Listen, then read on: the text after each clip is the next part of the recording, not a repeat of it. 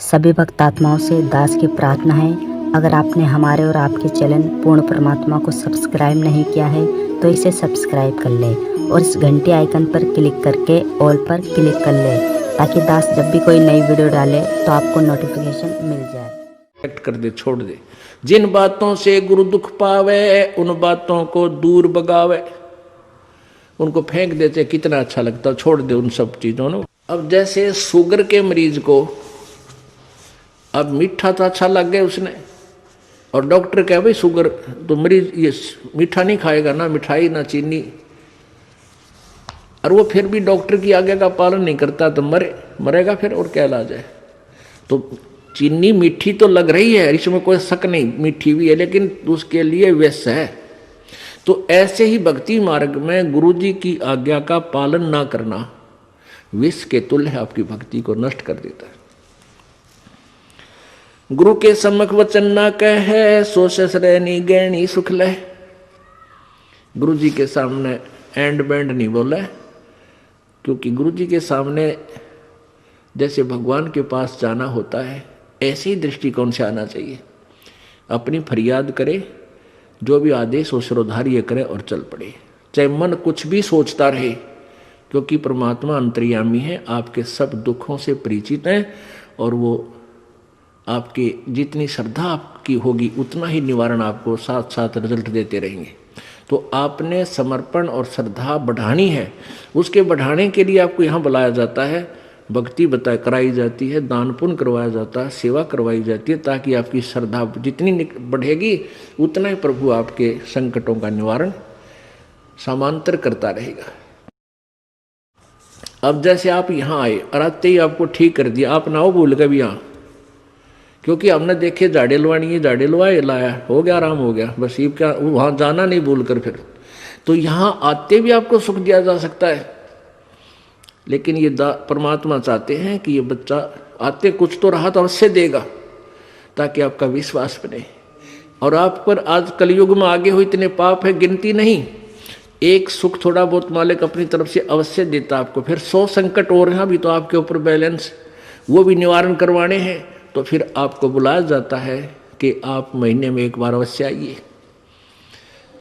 आपको बुलाने का क्या तात्पर्य है कि यहाँ आने से आपको बहुत पुण्य मिलता है, आपको बहुत भक्ति लाभ होता है। आप बच्चे हो, आपको मालूम नहीं, ये दास डॉक्टर है जो भी आपको कैसे कैसे आपके अंदर शक्ति प्रवेश करवानी है, प्रभु की पुण्य कैसे प्रवेश करवाने हैं, फिर ये ज्ञान आपके हृदय में पहुंचाना है। और जिस दिन आपकी श्रद्धा पूरी हो जाएगी, आप सपने में भी दुखी नहीं होगे, ये सत्कर मान लेना। क्योंकि पाप जब बढ़ जाते हैं, दिन में भी दुखी, सोए फिर भी दुखी, क्यों सपने भी बुंडे बुंडे आवे। और जब आप भक्ति करोगे, ढंग से लग जाओगे, आप वैसे भी सुखी, और स्वप्न में भी परमात्मा की भक्ति है, आरती करते होगे, कभी मंत्र कर रहे होगे, कभी मेरे गुरुदेव भगवान ये गा रहे होगे, स्वप्न में भी सुखी, यानी भक्ति स्वप्न में भी हो रही होगी। गुरु से शेष करे चतुराई सेवाहीन नरक में जाई। ओहो, जो गुरु जी के सामने चतुरता करता है, छल कपट करता है, उसकी जो सेवा है यानी वो पूजा समाप्त हो जाती है, धन भक्ति का, और कहते हो नरक में जाई, नरक में डाल दिया जाता है। शेष होए सर्वस्व नहीं वारे, हिये कपट मुख प्रीत उचारे। शेष होके और समर्पण नहीं किया तो क्या काय का भगत वो, और हिये कपट मुख प्रीत उचारे, अंदर तो दोष है, ऊपर तो मीठा बोला है, ये भगवान को पसंद नहीं। सो जीव कैसे लोक सिधाई, बिन गुरु मिले मोहे ना पाई। गुरु से कपट करे चतुराई, सोहन सा भव भर में आई। गुरु से कपट शेष जो राखे, यमराज जाके मुगदर चाखे। गुरु जो जन गुरु की निंदा करही, शुक्र सवान गर्भ में पढ़ही। गुरु की निंदा सुने जो काना, ताको निश्चय नरक निदाना। अपने मुख निंदा जो करही, परिवार सहित नरक में पढ़ही। अपने आप क्या बताते हैं परमात्मा के, अपने गुरु जी की निंदा यदि कोई कर रहा है तो भी आपने सुननी नहीं चाहिए, यदि गुरु की निंदा सुने जो काना, ताको निश्चय नरक निदाना। जिसने गुरुजी की निंदा कान से भी सुन ली किसी नालायक ने, कहते हैं तो भी तू नरक में जाएगा, तेरा नाम खंड हो जाएगा। अब यहाँ समस्या एक आती है कि जैसे कोई व्यक्ति है निकम्मा, वो बुराई कर रहा है गुरुजी की, आप बैठे हो, ट्रेन में बैठे हो, बस में बैठे हो, या कहीं ऐसे स्थल पर बैठे हो, और वो चलो ऐसे वैसे स्थान पर हो तो उठ कर चला जा, आदमी इतना तो कर ही सकता है। लेकिन बस में बैठे हैं, ट्रेन में बैठे हैं, काफ़ी लंबा सफ़र है, और वो कोई निंदा कर रहा है और आप सुन रहे हो, तो आपके मन में शंका होगी कि मेरा तो नाम खंड हो जाएगा। नहीं होगा। क्यों नहीं होगा?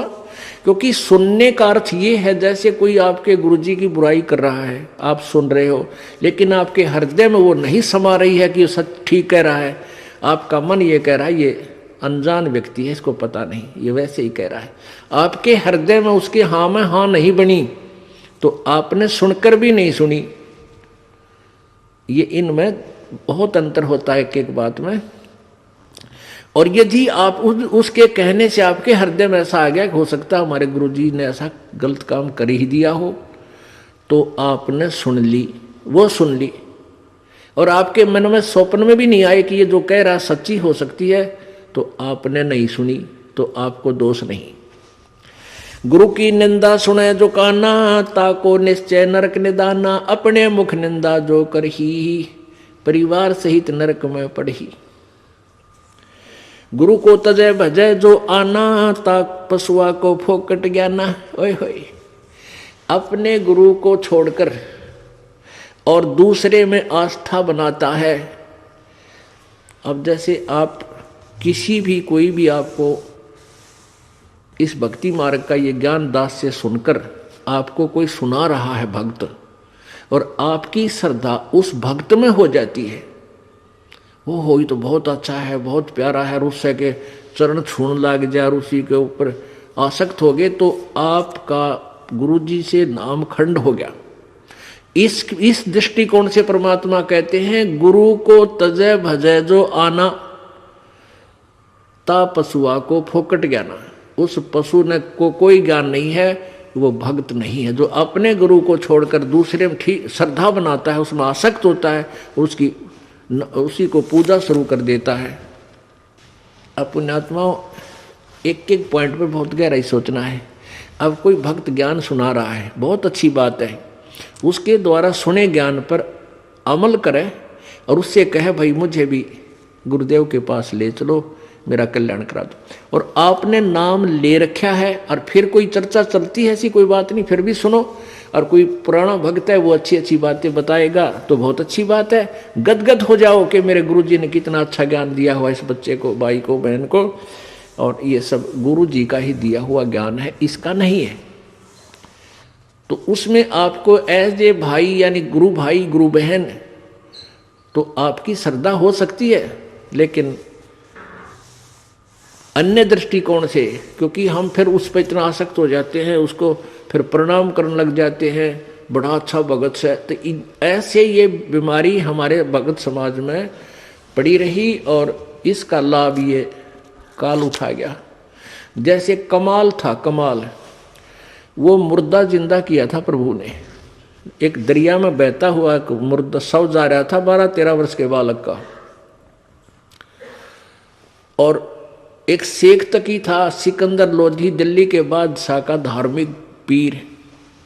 वो कबीर जी से ईर्षा करता था, और कबीर परमेश्वर जी की कृपा से सिकंदर लोधी दिल्ली के सम्राट का असाध्य रोग दूर हो गया था, जो शेख तकी से भी नहीं हुआ था, किसी से भी नहीं हुआ था।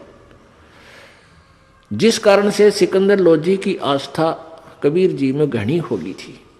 और वो जो पहले वाला जो वो परमानेंट उसका गुरु था धार्मिक मजहब की तरफ से, वो शेख तकी था। तो उस शेख तकी ने जब देखा कि कबीर जी में, मेरे सम्राट की, मेरे शिष्य की कबीर जी में ज़्यादा श्रद्धा होगी है, तो ईर्षा करने लग गया कबीर जी से। उसको नीचा दिखाने की चेष्टा में उसने कहा कि राजा या तो तू बाज आ जा और नहीं तो एक काफिर को गुरु बना लिया, तूने एक हिंदू को गुरु बना लिया, मैं तेरी पूरे मुसलमान समाज में तेरे बारे में बताऊंगा और सबको तेरे विरोधी कर दूंगा। अब राजा चिंतित हो गया कहीं तेरे राज को खतरा ना हो जाए। तो परमात्मा के सामने उसने अपनी प्रार्थना रखी। कबीर जी ने कहा भी ठीक है। तो शेख तकी ने क्या शर्त रख दी कि मैं जब इसको मानूंगा ये भगवान है, अल्लाह का नबी है, कोई मुर्दे को जीवित कर दे। तो परमात्मा ने जो अपने भगत की टेंशन दूर करनी थी सिकंदर लोधी की, तुरंत कर दी। जिस दरिया के किनारे वो खड़े थे वहीं पर एक मुर्दा बच्चे का शव बहता हुआ आ गया। कुछ कबीले ऐसे होते हैं, ना तो वो गाड़ते जमीन में, ना सभा करते, वो जल प्रवाह कर देते हैं। मृत्यु होने के बाद के पशु जीव जंतु इसके शरीर का मांस खा कर दुआ देंगे। ऐसे सुसज्जित एक बना करके प्लेटफार्म सा, फ्लोट सा, एक घास फूस का जो तैरता रहे ऐसा बना देते हैं, बेड़ा सा, उसके ऊपर शव को लुटाकर और चलता कर देते। तो उसी समय वो लड़के का शव आ गया।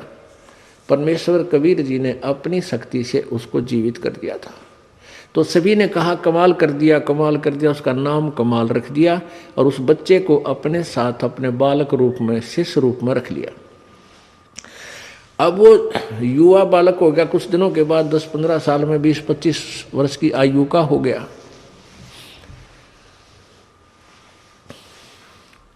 तो वो परमात्मा से ज्ञान सुनकर, कबीर जी का ज्ञान सुनकर वो भी ज्ञान औरों को सुनाने लग गया। जैसे बताते हैं भक्त, आप भी बताते हो और भी बताते हैं।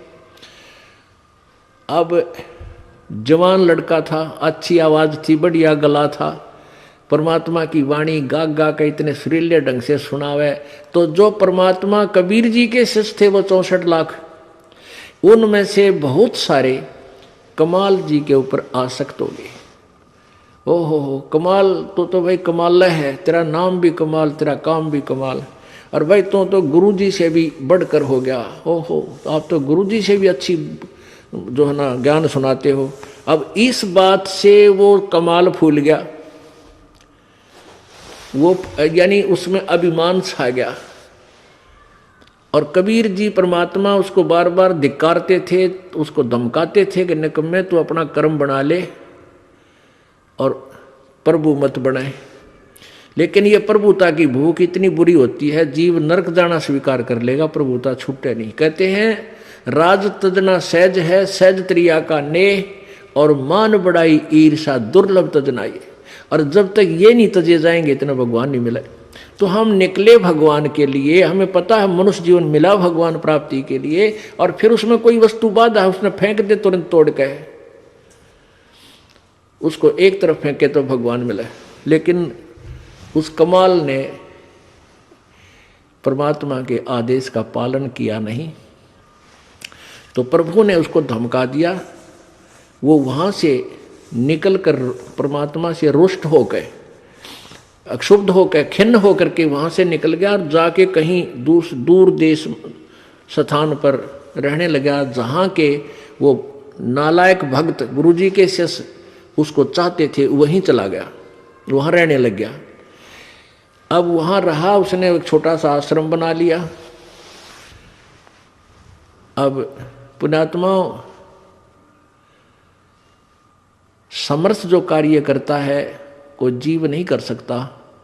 जैसा कल उदाहरण दिया था कि जैसे वायु बहुत लंबी चौड़ी है, बहुत ज़्यादा था है, और उसमें से एक टायर में पंप से हवा भर भी ली, वो टायर ट्यूब में टायर में डालकर ट्रक में डाल दिया, ठीक है वो काफ़ी सहयोगी होगी वह हवा उसको, लेकिन वो तो सीमित है। ऐसे ही किसी भक्त ने, उस कमाल ने परमात्मा की कुछ दिन सेवा करके, दोनों नाम दिया, उसकी भक्ति करके कुछ शक्ति अवश्य होगी थी, लेकिन वो जीव ही था। और वो अनजान भक्त जो परमात्मा के शिष्य थे कबीर जी के, उस पर आसक्त हो गए। तो यहाँ बताते हैं गुरु को तजय भजय जो आना ता पशुआ को फोकट गया ना। जब कबीर खुद बालक बैठे और उस वो कमाल के टिंडे देगा उन्हें, कमाल की बात। यहीं से हम गिरते, सतर गिरता गिरता यहाँ आ लिए। हम सतलोक में इसी तरह गिरे थे। हम अपने भगवान को छोड़कर, परमेश्वर कबीर जी सत्य पुरुष को, और ये ज्योति निरंजन काल वहाँ तपस्या कर रहा था एक टांग पर खड़ा होकर। हमने अपने भगवान से हृदय हटा के इसमें लगा लिया, और इसका फल यो मिला। आज गधे, कुत्ते, सूअर, 84 लाख योनियों में कितना कष्ट उठा रहे हम, और फिर दोहरा रहे हैं, क्योंकि ज्ञान नहीं हमने।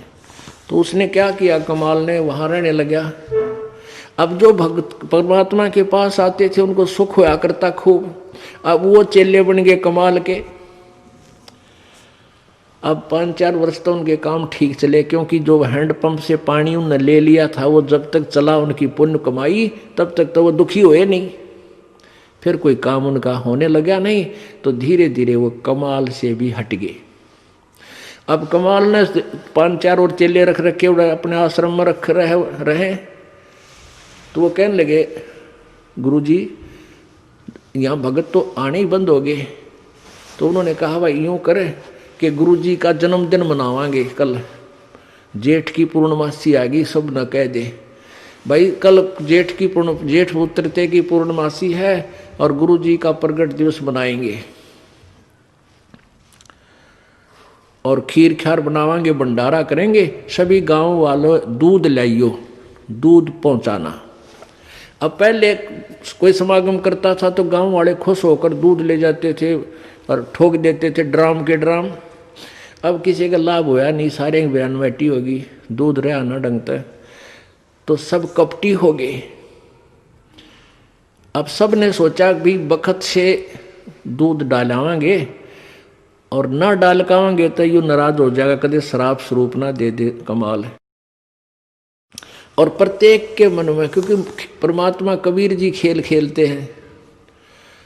अब वो जो भगत थे गांव वाले, जो 50, 60, 100 जितने भी थे, उन्होंने सबके मन में के दुर्भावना आ गई कि बखत तो उठ कर सबसे पहले मुंह अंधेरे जाऊंगा और दूध की जगह पानी का लोटा डालूंगा। किसने बेरा पट्टा है। अब सुबह सुबह लाग गई लाइन, महाराज जी सत साहेब, कहाँ भाई सत साहेब, आज दूध लाए हैं, डाल दो भाई वहाँ ड्राम में, जो पहले कराया करते। अब कपड़ा उठावें और पानी तरड़ा डालें। गुरु जी ने, महाराज जी ने पता लग जाएगा, हाँ डाल रहा है कुछ, दूध डाल गया। एक आधे भगवान ने उसमें दो चार दूध भी डाल दिया होगा। कमाल बोला, भाई आता दूध बहुत आ गया, और बच्चों खीर बना लो। अब वो लग गए खीर बनाने, वो ड्राम पानी का भरा, थोड़ा बहुत दूध उसमें कितना गिर गया को भगवान। तो कहने लगे, गुरुजी तो सारा पानी का फुल भरा है।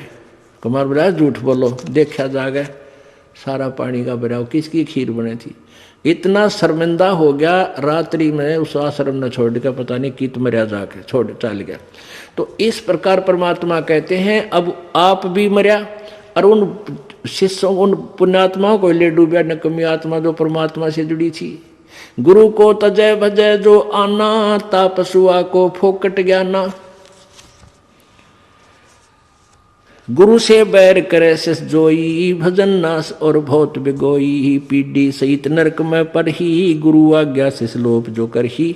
चेला अथवा उपासक होई, गुरु सुमुख ले झूठ संजोई। निश्चय नरक पड़े से सोई, वेद पुराण भाकत सब कोई। सम्मुख गुरु की आज्ञा धारे, और पीछे ते सकल निवारे। एक सामने आकर के तो हाँ जी हाँ जी हाँ जी, और पीछे ते छोड़ देने कि जरा फिर देखेंगे। तो कहते हैं सम्मुख गुरु की आज्ञा धारे, और पीछे ते सकल निवारे। यार सब ने रिजेक्ट कर बैठे। ऐसे नकली शिष्यों का उद्धार नहीं होता।